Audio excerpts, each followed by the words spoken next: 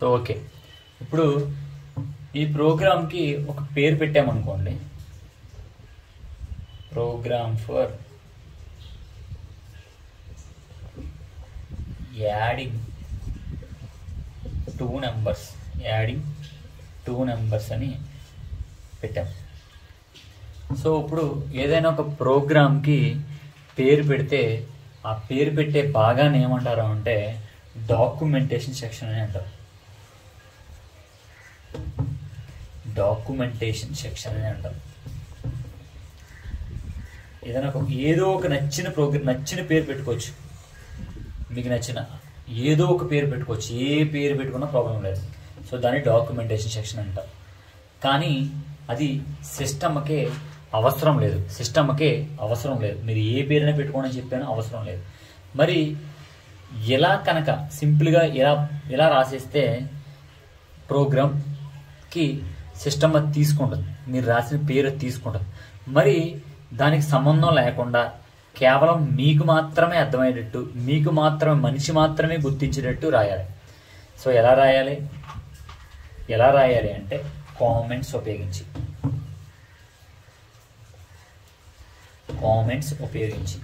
So ఎప్పుడైతే comments పెట్టామో సిస్టమ్కి అది అనవసరం, అది దానికి అనవసరం అనే భావన దానికి కలుగుతుంది. సో ఇలా స్లాష్ పెట్టి, ఇలా స్టార్ పెట్టి, మళ్ళీ ఇలా స్లాష్ పెట్టి, ఇలా స్టార్ పెడితే కనుక, సో ఈ టైప్ని అంటే ఇలా మధ్యలో మీ ఇష్టం ఏదో ఒకటి రాసి, ఏదో ఒకటి రాయండి. ఐఎమ్ పవన్ కళ్యాణ్ ఫ్యానో, ఐఎమ్ చిరంజీవి ఫ్యానో, ఐఎమ్ నాగార్జున ఫ్యానో, వెంకటేష్ ఫ్యానో, ఏదో ఒకటి రాయండి. మీ ఇష్టం, మీకు నచ్చిన పేరు ఇచ్చుకోండి. లేకపోతే తెలుగులో రాసుకోండి, 2 నెంబర్లని యాడ్ చేయమంటున్నాను అని తెలుగులో రాసుకోండి. సో అవి సిస్టమ్కి ఎటువంటి సంబంధం లేదు. కేవలం ఈ ప్రోగ్రామ్ ఎందుకు అంటే 2 నెంబర్ని యాడ్ చేయమంటున్నానని మీకు అవగాహన ఉంటే మాత్రం సరిపోతుంది. సో అలా ఏదైనా ఒక ప్రోగ్రామ్కి పేరు ఇస్తే దాన్ని డాక్యుమెంటేషన్ సెక్షన్ అని అంటారు. ఏమంటారండి? Documentation section.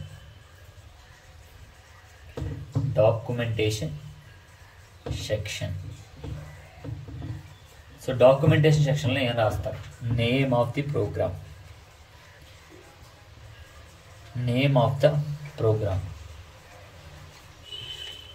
So name of the program ఎలా రాస్తారు? సో ఎలా ఉంటే కనుక దీన్ని సింగిల్ కామెంట్ అని అంటారు, సింగిల్ లైన్ కామెంట్ అని అంటారు. ఇలా ఉంటే సింగిల్ లైన్ కామెంట్ అని అంటారు. సో వీటి మధ్యన ఏమి రాసిన సిస్టమ్కి అది తప్పుగానే తీసుకోదు, అసలు దానికి సంబంధమే లేదు. డబల్ లైన్ కామెంట్స్ కూడా ఇవ్వచ్చు. అంటే ఇలా ఉంటే దాని పక్కన నువ్వు ఏదైనా రాసుకో, దాన్ని డబల్ లైన్ కామెంట్స్ అని అంటారు. లేదా మల్టిపుల్ లైన్ కామెంట్స్ అని అంటారు. Multiple or double line comments అని అంటారు. ఓకేనా? సో దాని మధ్యలో నువ్వేమి రాసినా అదేమీ కూడా తీసుకోదు. దాన్ని డాక్యుమెంటేషన్ సెక్షన్ అంటారు. సో నెక్స్ట్ మీకు చూడండి, ఇక్కడ దీని తర్వాత ఇప్పుడు మనం దీని గురించి మాట్లాడేసుకున్నాము. సో ఈ పార్ట్ అయిపోయింది. ఇది ప్రోగ్రామ్ యొక్క పేరు, దాన్ని ఏమంటారు అంటే డాక్యుమెంటేషన్ సెక్షన్ అంటారు అని చెప్పేసాను. సో నెక్స్ట్ దీన్ని ఏమంటారు అంటే, ఈ భాగాన్ని ఏమంటారు అంటే #include_stdio.h ఏమంటారు అంటే లింక్ సెక్షన్ అని అంటారు. లింక్ సెక్షన్ అని అంటారు.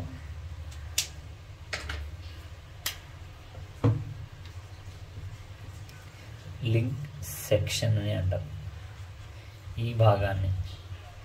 సో ఈ లింక్ సెక్షన్లో ఏం రాస్తారు అంటే మనకి హెడర్ ఫైల్స్ రాస్తారు. #include హెడర్ ఫైల్ అంటారు. Standard input output header files. So సికి సంబంధించిన హెడర్ ఫైల్స్ ఉంటాయి, ఇంకా చాలా ఉంటాయి. ఆ హెడర్ ఫైల్స్ అన్నీ కూడా లింక్ సెక్షన్లో రాస్తారు. అంటే ఫర్ ఎగ్జాంపుల్ #include మనమైనా మ్యాథమెటికల్ సంబంధించి రాస్తాం అనుకోండి, math.h అని రాస్తారు. సో ఇది మ్యాథమెటికల్ సంబంధించిన హెడర్ ఫైల్. సో అది కూడా ఎక్కడ రాస్తారు? లింక్ సెక్షన్లోనే రాస్తారు. అంటే మెయిన్ మెథడ్కి పైన. సో నెక్స్ట్ వచ్చేది ఏంటి అంటే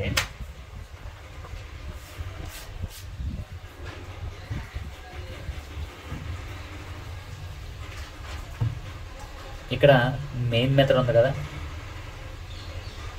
సో నార్మల్గా అయితే ఏమీ రాయడం లేదు. ఈ మెయిన్ మెథడ్కి లింక్ సెక్షన్కి మధ్యలో డెఫినేషన్ సెషన్ అని ఉంటుంది. డెఫినేషన్ సెషన్ మధ్యలో మెయిన్ మెథడ్కి లింక్ సెక్షన్కి మధ్యలో డెఫినేషన్ సెక్షన్ ఉంటుంది. సో ఇప్పుడు ఇందులో ఏంటి అంటే ఫర్ ఎగ్జాంపుల్ ఏదైనా కాన్స్టెంట్ వాల్యూస్ అంటే మీ అందరికీ తెలుసు.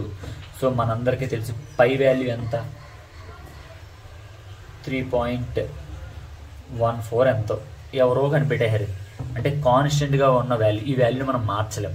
సో ఇలా ఏదైనా కాన్స్టెంట్గా ఉండే వాల్యూని ఇక్కడ మనం డిఫైన్ చేయొచ్చు. అంటే ఇక్కడ మనం రాయొచ్చు మెయిన్ హ్యాష్ ఇంక్లూడ్ stdio.hకి మెయిన్కి మధ్యలో. సో ఇది మ్యాక్సిమం చాలా ప్రోగ్రామ్స్లో ఉండదు. ఒకవేళ మెయిన్ మెథడ్ పైన ఉంటే ఎలా ఉంటుంది అంటే డిఫైన్ పై అని ఇలా ఉంటుంది. డిఫైన్ పై అని ఇలా ఉంటుంది.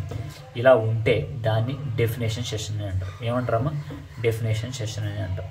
మెయిన్ మెథడ్కి హెడర్ ఫైల్కి అంటే లింక్ సెషన్కి మధ్యలో ఉంటే.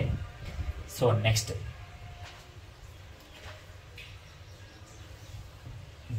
మనకి గ్లోబల్ వేరియబుల్ డిక్లరేషన్ అని ఉంటుంది. సో గ్లోబల్ వేరియబుల్ డిక్లరేషన్ అంటే ఏంటి అంటే అది కూడా హ్యాష్ ఈ హెడర్ ఫైల్కి మెయిన్ మెథడ్కి మధ్యలోనే ఉంటుంది.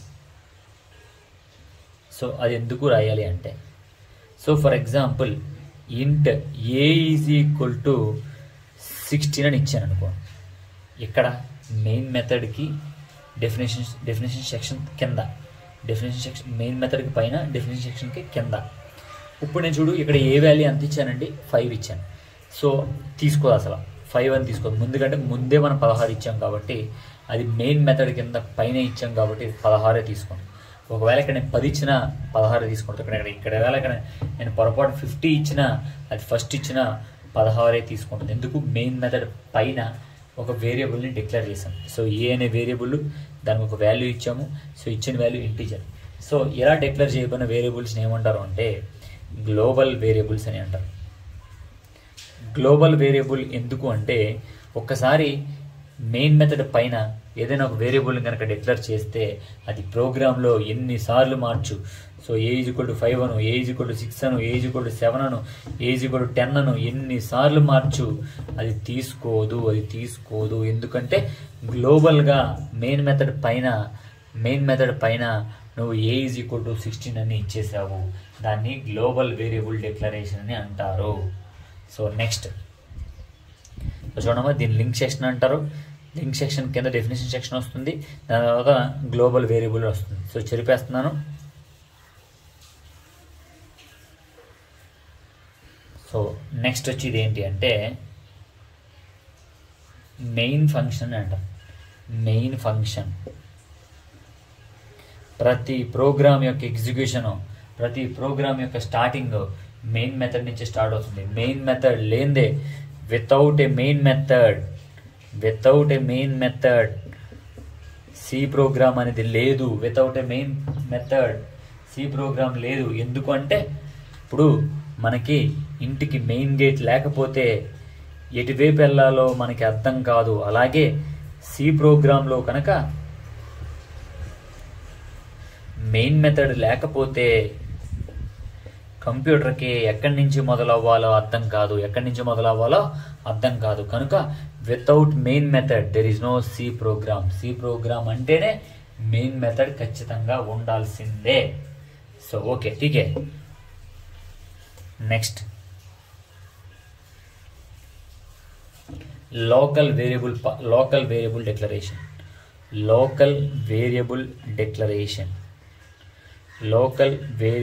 డిక్లరేషన్ అంటే ఏంటి గుర్తుపెట్టుకోండి. తర్వాత ఇందాక మనం చెప్పుకున్నాం గ్లోబల్ వేరియబుల్ డిక్లరేషన్ కూడా చెప్పుకున్నాం. గ్లోబల్ అంటే ఏంటి అంటే ఇంట్ ఏ అనేది ఇంట్ ఏ అని పొరపాటున కనుక మెయిన్ మెథడ్ పైన ఇస్తే దాన్ని మెయిన్ మెథడ్ పైన ఈ భాగంలో ఇస్తే దాన్ని గ్లోబల్ వేరియబుల్ డిక్లరేషన్ అని అంటారు. ఇదే మాట మెయిన్ మెథడ్ కింద ఇస్తే, అంటే మెయిన్కి కింద ఇక్కడ ఈ భాగంలో కనుక ఇస్తే, మెయిన్కి కింద ఇక్కడ కింద పార్ట్లో ఇస్తే దాన్ని లోకల్ వేరియబుల్ డిక్లరేషన్ అని అంటారు. అంటే మెయిన్ మెథడ్కి పైన ఇస్తే దాన్ని గ్లోబల్ వేరియబుల్ డిక్లరేషన్ అని అంటారు. మెయిన్ మెథడ్కి కింద ఇస్తే దాన్ని లోకల్ వేరియబుల్ డిక్లరేషన్ అని అంటారు. సార్ మరెన్నింటికి తేడా ఏంటి? గ్లోబల్ వేరియబుల్ మెయిన్ మెథడ్కి పైన ఇస్తే ఏంటి, మెయిన్ మెథడ్కి కింద ఇస్తే ఏంటి అంటే, మెయిన్ మెథడ్ పైన నువ్వు పొరపాటున a = 15 అని ఇచ్చిన తర్వాత ఇస్తే, అంటే మెయిన్ మెథడ్కి పైన అంటున్నాను కాబట్టి దాన్ని గ్లోబల్ వేరియబుల్ డిక్లరేషన్ అంటాను. సో అలాగే మెయిన్ మెథడ్ కింద ఏని 20 అని, ఏని 25 గాను, ఏని 30 గాను, ఇలా నువ్వు ఎన్నిసార్లు మార్చినా అది తీసుకోదు. ఎందుకంటే మెయిన్ మెథడ్ పైన నువ్వు ఏకి 15 ఇచ్చావు కాబట్టి. అలా మెయిన్ మెథడ్ పైన ఇచ్చే వేరియబుల్ని గ్లోబల్ వేరియబుల్ డిక్లరేషన్ అని అంటారు. అలాగే మెయిన్ మెథడ్ మెథడ్కి కింద భాగంలో ఇస్తే దాన్ని లోకల్ వేరియబుల్ డిక్లరేషన్ అని అంటారు. ఒక మాటలో చెప్పాలి అంటే, మెయిన్ మెథడ్ పైన నువ్వు ఏ వేరియబుల్ని అయితే డిక్లేర్ చేసావో అది మళ్ళీ మార్చడానికి వీలు కాదు. అదే నువ్వు మెయిన్ మెథడ్ కింద లోకల్ వేరియబుల్గా ఏదైనా ఒక వేరియబుల్ని డిక్లేర్ చేస్తే దాన్ని నువ్వు ప్రోగ్రాంలో మార్చుకోవడానికి చాలా అవకాశాలు ఎప్పుడూ కూడా ఉంటూనే ఉంటాయి. So next,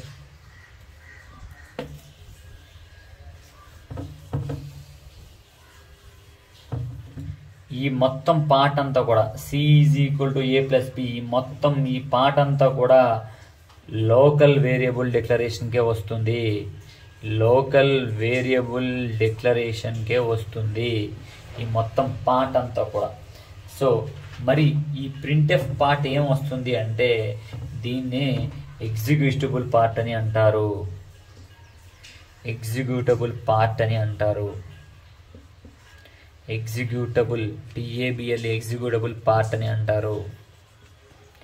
so this is called structure of C program. So దీంట్లో యూజర్ డిఫైన్డ్ సెక్షన్ ఉంటుంది. అది మీకు మళ్ళీ కాలేజ్కి వచ్చిన తర్వాత, కాలేజ్కి అంటే నెక్స్ట్ మీకు సెకండ్ యూనిట్లోనో థర్డ్ యూనిట్లోనో ఉంటుంది. యూజర్ డిఫైన్డ్ ఫంక్షన్ అంటే ఏంటి అనేది అప్పుడు మీకు అది గుర్తు చేస్తాను. సో 1కి 2 సార్లు వినండి. This is the most important question అమ్మా. సో ఇంకా ఫస్ట్ యూనిట్ అవ్వలేదు, చాలా ఉంది, కంగారు పడద్దు, స్లోగా నేర్చుకోండి. Okay, thank you. అండ్ మీకు ఇది స్ట్రక్చర్ ఆఫ్ సి ప్రోగ్రాంలో ఒక ప్రోగ్రామ్ ఉంటుంది. సో ప్రోగ్రామ్ ఏంటి అంటే #include stdio.h.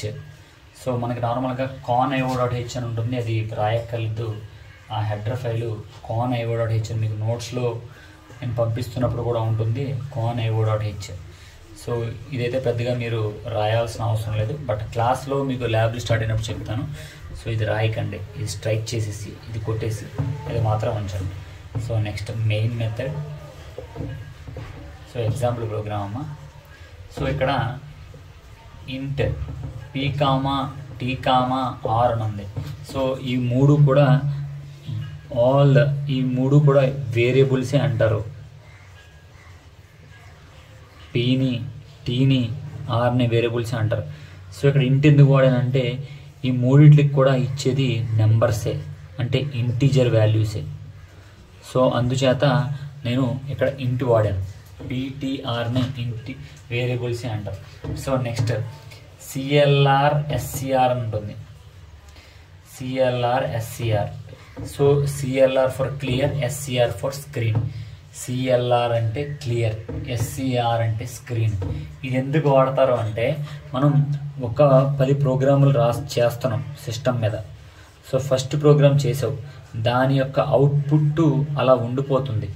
రెండో ప్రోగ్రామ్ చేసిన తర్వాత కూడా ఫస్ట్ ప్రోగ్రామ్ యొక్క అవుట్పుట్ చూపిస్తుంది. కాబట్టి అది చెరిపేయి అని చెప్పడానికి క్లియర్ స్క్రీన్ వాడతారు.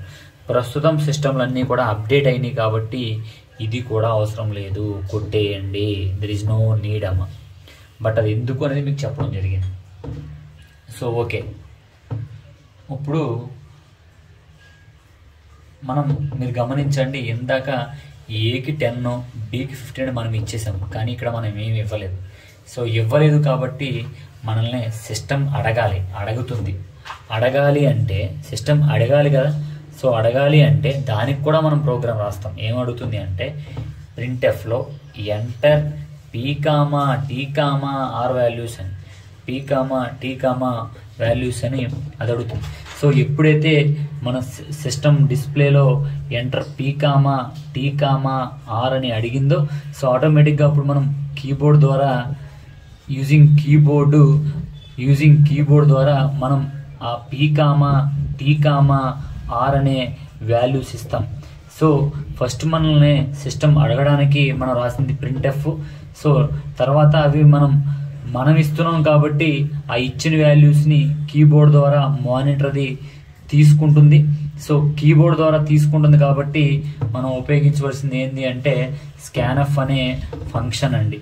సో ఎప్పుడైతే మనం స్కాన్ఎఫ్ అనే ఫంక్షన్ ఉపయోగించామో, సో స్కాన్ఎఫ్ అనే ఫంక్షన్ ఏం చేస్తుంది అంటే ఆటోమేటిక్గా నువ్వు పీకి ఇచ్చే వాల్యూ పీ ఫర్ ఎగ్జాంపుల్ 5 ఇవ్వాలి అనుకుంటే అది స్కాన్ చేసి అది నువ్వు ఇచ్చినప్పుడు తీసుకుంటుంది. దాన్ని ఆ తీసుకోవడాన్ని ఏమంటారు అంటే స్కాన్ఎఫ్ అని అంటారు. సో అలాగే టీకి నువ్వు ఒక వాల్యూ ఇస్తావు, అది కూడా తీసుకుంటుంది, దాన్ని కూడా స్కాన్ఎఫ్ఏ తీసుకుంటుంది.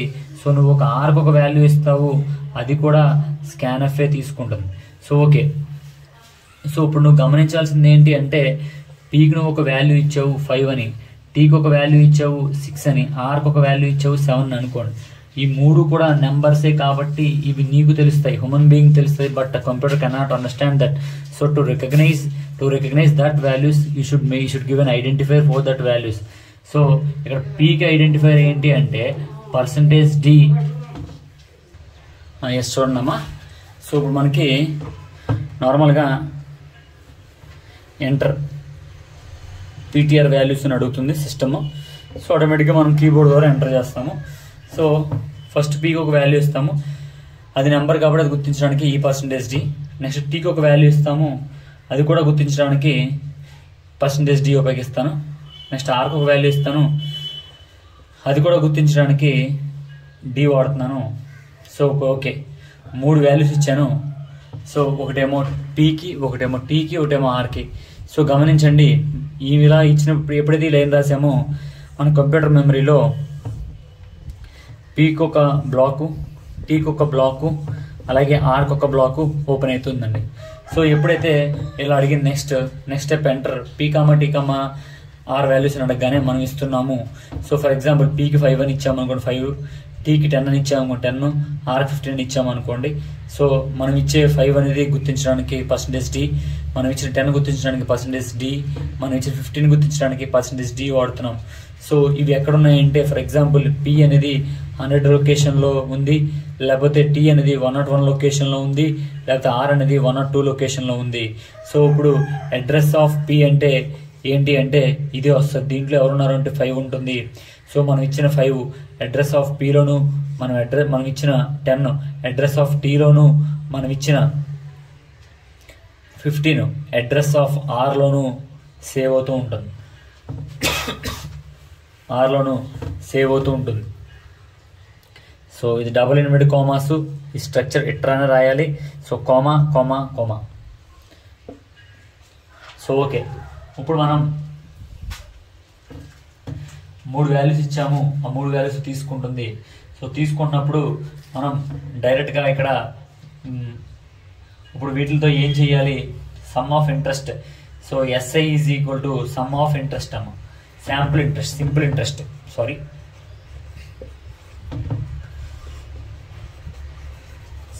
Interest is equal to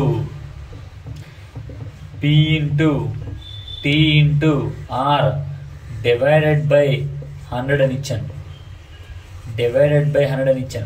so ఆ వాల్యూస్ ఇందులో స్టోర్ అవుతుంది. చివరికి మనకు అవుట్పుట్ రావాల్సింది ఇదే. సో అప్పుడు ఏం రాస్తామంటే ప్రింట్ఎఫ్లో సింపుల్ ఇంట్రెస్ట్ ఈజ్ అని రాసి, సో వచ్చే వాల్యూ కూడా, సో ఎప్పుడైతే డివైడ్ బై కాబట్టి డిజైన్ చేస్తాం కాబట్టి మనకు వచ్చేది ఖచ్చితంగా ఫ్లోట్ వస్తుంది. ఆ ఫ్లోట్ సో ఎందులో పెడుతున్నాము, ఎస్ఏలో పెడుతున్నాము. సో అంటే ఎస్ఏ అంటే S for simple, I for interest. ఎస్ఏలో పెడుతున్నాం. సో సింపుల్ ఇంట్రెస్ట్లో పెడుతున్నాం కాబట్టి అది ఇందులో పెట్టాలి. సో ఆటోమేటిక్గా ప్రోగ్రామ్ క్లోజ్ చేశాను. So this the example of simple interest program. So మీకు ఆల్రెడీ నేను పంపిస్తాను నోట్స్, అందులో చూడండి. మీరు క్లాసులు అయితే చాలామంది వినడం లేదు మీ క్లాస్ వాళ్ళు. సో దయచేసి వినమని చెప్పండి, లేకపోతే కొంచెం సి లాంగ్వేజ్ ఇబ్బంది పడతారు. Okay, thank you.